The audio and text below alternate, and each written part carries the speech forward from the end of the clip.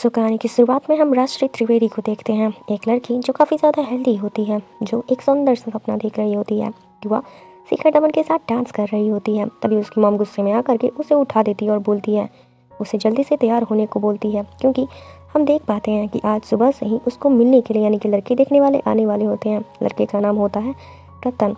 लड़के से बात करने पर राष्ट्री देखती है कि उसका तो कोई फ्यूचर प्लान है ही नहीं, इसलिए वह अपनी बात सामने रखती है और कहती है कि मैंने मास कम्युनिकेशन किया है और मुझे दिल्ली जाना है जॉब करने के लिए और मुझे स्पोर्ट्स प्रोजेक्ट बनाना है। पता चलता है कि दोनों ही एक दूसरे को ना कहने वाले हैं और इस वजह से दोनों ही खुश हैं।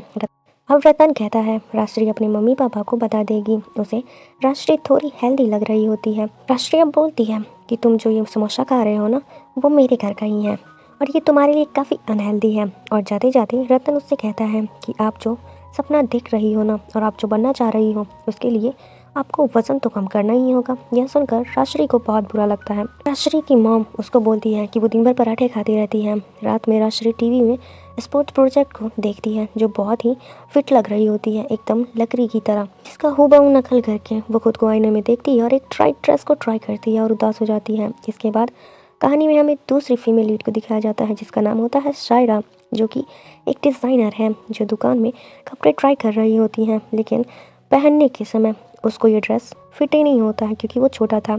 वो दुकानदार को बोलती है कि इससे बड़ा साइज़ दिखाने के लिए, लेकिन बदले में दुकानदार कहता है कि हमारे पास एक्सेल साइज़ ही है, डबल एक्सेल नहीं है, हमारे पास और कोई साइज़ ही नहीं है। इस वजह से सारा टेंशन में आ जाती है और वो आज रात अपने बॉयफ्रेंड के साथ डेट पे जाना चाहती थी, पर डेट पर जाने के लिए उसके पास तो कोई भी ऐसा ड्रेस ही नहीं होता है। वो अपनी दोस्त को बोलती है कि उसके बॉयफ्रेंड वीरेन के बारे में उल्टा सीधा बोलने लगती है कि वीरेन तो ज़्यादा पढ़ा लिखा भी नहीं है, तुम्हें डिज़र्व ही नहीं करता। इस वजह से शायद गुस्से में आ जाती है और अब रात में तैयार होकर वह वीरेन के साथ पार्टी में जाती है। फिर पार्टी के समय सायरा को उसके भैया का कॉल आता है। ट्रैवलॉन्ग फंडिंग का इंतज़ाम हो गया है और खुशी से पागल होकर सायरा यह गुड न्यूज़ अपने बॉयफ्रेंड वीरेन को देना चाहती थी, लेकिन वह पार्टी में लड़कियों को बात करते हुए सुनती है जो सायरा के मोटी होने का मजाक उड़ा रहे होते हैं, है कि कैसे यह मोटी लड़की वीरेन जैसे लड़के को डेट कर रही है। सायरा ये सब सुन करके उदास हो जाती है और अपना गुड न्यूज़ वीरेन को सुनाती है। उदास चेहरा लेकर राष्ट्री के घर पे स्पोर्ट्स प्रोजेक्ट का इंटरव्यू लेकर के आता है और इस वजह से राष्ट्री की मॉम अपनी बेटी पर बहुत ज़्यादा गुस्सा हो रही होती है, लेकिन राष्ट्री के पिता उसको सपोर्ट करते हैं और कहते हैं कि अगर तुम जो भी करना चाहती हो करो, कोई तुम्हें मना नहीं करेगा। पर उसकी मॉम ऐसा नहीं होने दे सकती क्योंकि राष्ट्री 30 साल की हो गई है और अभी तक शादी भी नहीं हुई है। उसकी मॉम उससे मनाती है, अगर रिश्ता अभी नहीं हुआ तो कभी नहीं होगा। राष्ट्री ने किसी तरह अपनी मम्मी को मना लेती है और यह कहकर कि इतने सारे कैंडिडेट के बीच में उसे शॉर्ट लिस्ट में लाया गया है, कोई तो बात होगी। यह सुनकर उसकी मॉम मान जाती है, लेकिन एक शर्त पर कि अगर यह जॉब नहीं होता तो उसे उसकी मॉम की पसंद के लड़के से शादी करनी होगी और वो दिल्ली जाकर अपने मौसी के घर में रहेगी, होटल में नहीं। दिल्ली के रेलवे स्टेशन पर राष्ट्री की मौसा और मौसी उसको लेने के लिए आते हैं। मौसी का भी यही कहना था कि राष्ट्री पहले मोटी हो गई है। घर पहुंचकर उसकी मौसी अपनी बेटी अमृता के बारे में उसे बताती है कि वो अपने हस्बैंड के साथ अमेरिका शिफ्ट हो गई है, शायद अपने भैया से बात कर रही होती है और वो उससे बताती है कि उसने ट्रैवल लॉ के लिए लंदन ही क्यों चुना है, क्योंकि उसके पिता ने भी अपने करियर की शुरुआत लंदन से ही की थी। इसके बाद सायरा जाती है अपने बॉयफ्रेंड वीरेन के घर, लेकिन वीरेन सोच रहा था कि शायद कम मिस आया होगा। सायरा पूछती है कि ऐसा क्यों, तो वीरेन कहता है क्योंकि उसके पेट में दर्द हो रहा था।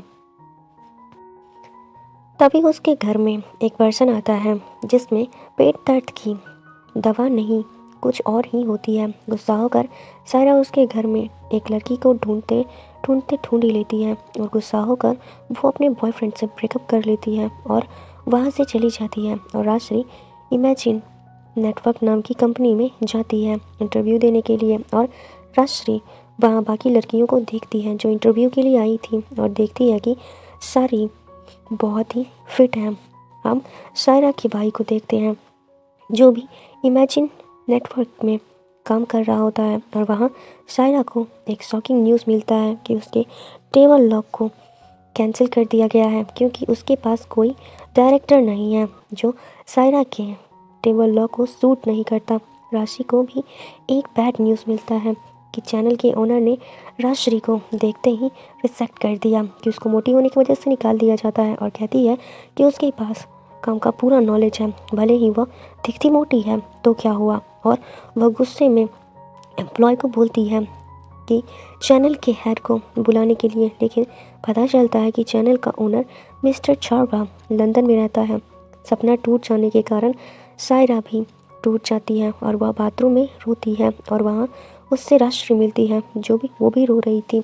दोनों एक दूसरे से पूछते हैं कि उसके साथ क्या हुआ है। राजश्री उसे दिखाती है अपना स्पोर्ट्स प्रोजेक्ट का वीडियो जिसे वो खुद डायरेक्ट भी की है, और यह देखकर शायरा उससे पूछती है कि क्या तुमने सच में इसे डायरेक्ट किया है। अगर वह राजश्री से कहती है कि उसके साथ काम करने के लिए, अगर वह शायरा के साथ काम करती है तो उसे वापस जाकर किसी से शादी तो नहीं करनी पड़ेगी, जिसके बाद शायरा को उसकी डायरेक्टर राजश्री मिल जाती है और उसका कैमरामैन भी वहाँ आता है जो है श्रीकांत। उसके बाद तीनों आखिरकार लंदन पहुँचते हैं और एयरपोर्ट पर उन्हें पिक करने के लिए आता है जोरावर रहमान, जो उन्हें घर में लेकर जाता है सेटल होने के लिए, जहाँ शायरा और राजश्री एक ही कमरे शेयर करते थे। चारों निकल जाते हैं लंदन घूमने के लिए और शूट करने का लोकेशन ढूंढने के लिए।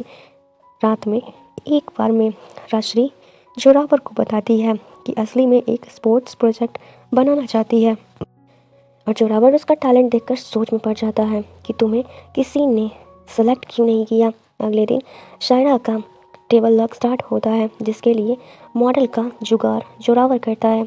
वीडियो देखकर शायरा बहुत खुश होती है क्योंकि काम बहुत ही ज़्यादा अच्छा हो रहा था। तभी जोरावर आकर के एक खुशखबरी देता है कि उसने कपिल देव को मनाया है राजश्री से मिलने के लिए ताकि वह उसका इंटरव्यू ले सके। अगले दिन शायरा इंटरव्यू के लिए राजश्री को तैयार करती है, जिसके बाद कपिल देव उससे मिलने आते हैं और राजश्री कपिल देव का इंटरव्यू लेती है और इंटरव्यू बहुत ही ज़्यादा अच्छा लगता है।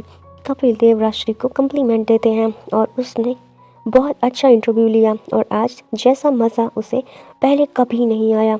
इस मोमेंट को वो चारों बार बार देख रहे होते हैं और सेलिब्रेट करते हैं। चारों जमकर ड्रिंक करते हैं और जब चारों पीकर बाहर निकलते हैं तो उन्हें इमेजिन नेटवर्क चैनल का ओनर मिस्टर चारवा मिलता है, और राजश्री और जोरावर इंटरव्यू वाला क्लिप श्रीकांत के लैपटॉप से निकालकर पेन ड्राइव में मिस्टर चारवा को दे देते हैं। लेकिन फिर पता चलता है कि जो क्लिप रावण ने कॉपी किया था वो तो इंटरव्यू वाला था ही नहीं। लेकिन इस बात से राजश्री को ज़्यादा फर्क नहीं पड़ता। उसे दुख इस बात का था कि उसकी मम्मी ने उसे कॉल किया था तो उसकी मम्मी ने राजश्री से कहा कि तुम्हें जल्दी से लड़के से शादी कर लेनी चाहिए और यह लड़का तुम्हारी तरह हेल्दी है।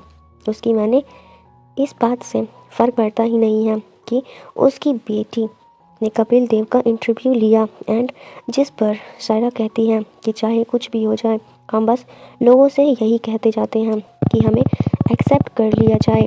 ऐसा होता है क्योंकि इसके बाद दोनों पेट भर के खाना खाते हैं और दोनों शायरा के स्कूल के बाहर बैठे होते हैं, और शायरा बताती है कि जब वो छोटी थी तब उसे पता चला था कि उसके पिता गुजर गए और 2 साल के बाद शायरा भी अपने भैया के साथ और अपनी मम्मी के साथ लंदन को छोड़कर इंडिया शिफ्ट हो गई, और इंडिया आकर भी शायरा के अच्छे दोस्त नहीं बने, इसीलिए वो खाने को ही अपना फ्रेंड बना लेती है। और इस बारे में दोनों एक दूसरे से बात करते हैं कि कैसे जब दुनिया ने साथ नहीं दिया तो दोनों ने खाना को ही अपना साथ बना लिया। पेरेंट्स को देख करके दोनों कहती हैं कि आखिर इनमें से ऐसा कौन है जिसका फिगर परफेक्ट है, चाहे तो इसमें से कोई भी मॉडल बन सकता है, परफेक्ट फिगर की ज़रूरत क्या है। जिसे सुनकर शायरा को एक आइडिया आता है और वो अपने ब्रांड के कपड़े तभी पर देखना चाहती है, सिर्फ मॉडल पर ही नहीं, चाहे वो इस ड्राइवर हो, स्कूल की टीचर हो, मोटी हो या पतली हो, उसे फ़र्क नहीं पड़ता। जिससे के बाद वो लोग शूटिंग करना फिर से शुरू कर देते हैं।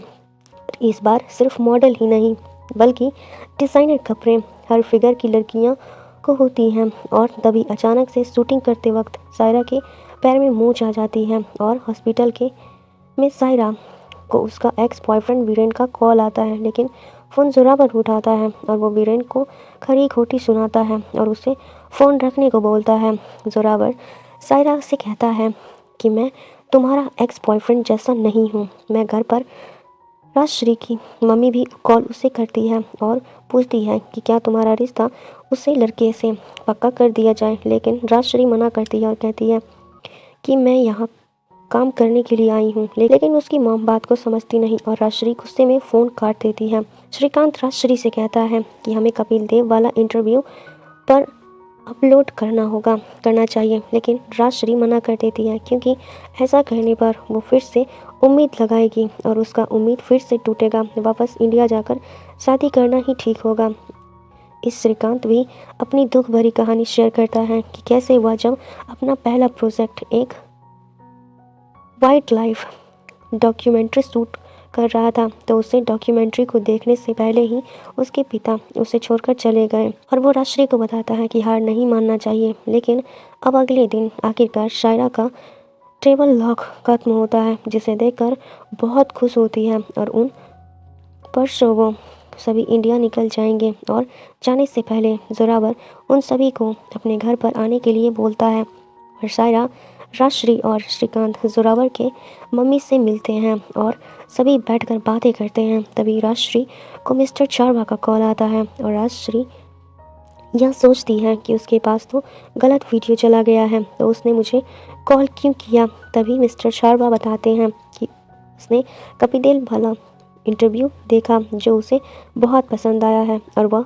चाहते हैं कि राजश्री उसके चैनल के लिए काम करें और उसका अगला क्रिकेट शो होस्ट करें। और पता चलता है कि इस वीडियो को ऑनलाइन किसी और ने नहीं बल्कि श्रीकांत ने डाला था। और अब आखिरकार शायरा दिल्ली पहुंचती है और राष्ट्रीय मेरठ पहुंचती है और राष्ट्रीय की मम्मी उससे कहती है कि 20 तारीख को तुमसे लड़का मिलने आने वाला है जिसका नाम है योगेश। लेकिन राजश्री मना करती है और कहती है कि वह इंडिया का सबसे बड़ा क्रिकेट शो होस्ट करने जा रही है, इसके लिए वह 25 लाख का कॉन्ट्रैक्ट साइन कर चुकी है। यह सुनकर राजश्री की मॉम खुश होती है और अपनी बेटी पर गर्व महसूस करती है। राजश्री खुश होकर अपनी मॉम से कहती है कि अब चाय के साथ थोड़ा पराठा भी बना दो। इसके बाद हम शायरा के ब्रांड का शो देखते हैं वेयरिंग के लिए, जिसके लिए शायरा हर फिगर की लड़कियों को चूज़ करती हैं। और वहाँ पर बैठे इंटरव्यूअर्स को शायरा कहती है कि वो एक ऐसा ब्रांड बनाना चाहती है जिसके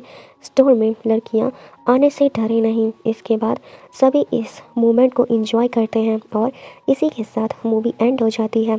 सो मेरा सवाल है कि आप कैसे दिखते हो, बहुत पतले, मोटे, मीडियम या बहुत मोटे? और ये सवाल मैं आपसे इसलिए पूछ रही हूँ ताकि आपको अच्छा फील हो। मैं आपको बुरा फील नहीं करवाना चाहती। मैं बता दूं कि बहुत पतले लोग भी बहुत ज़्यादा दुखी हैं, मीडियम भी काफ़ी, मतलब मीडियम लोग तो ठीक ही हैं, लेकिन जो बहुत ज़्यादा मोटे होते हैं उन्हें बहुत कुछ सुनने को मिलता है। ये मोटी, ये भैंसी, गेंडी। जो पतली होती है उन्हें लुक्की, पतली, फूंक देंगे तो हवा में उड़ जाएगी, ऐसा वैसा कुछ भी बोलते रहते हैं। तो मुझे पता है साइज़ मैटर नहीं करता, लेकिन लोग जज करते हैं उनके लुक्स की वजह से, जो कि नहीं करना चाहिए। टाइम आने पर सब खुद ही फैल जाते हैं, पतले हो जाते हैं, जो भी होता है। लेकिन कुछ लोग बहुत ही ज़्यादा बकवास करते हैं, तो उनकी बातों पर ध्यान ना दें। और हमारा ये वीडियो को कैसा लगा प्लीज़ हमें कमेंट करके ज़रूर बताइएगा। और ज़रा सा भी ख़राब लगा हो या पूरा ख़राब लगा तो वीडियो कम से कम डिसलाइक भी कर दिया करो यार, कुछ तो किया करो। तो मिलते हैं अगली कहानी के साथ, और जो भी बोला जाए वो कम है। तो मिलते हैं अगली वीडियो के साथ। Bye bye, take care, good bye.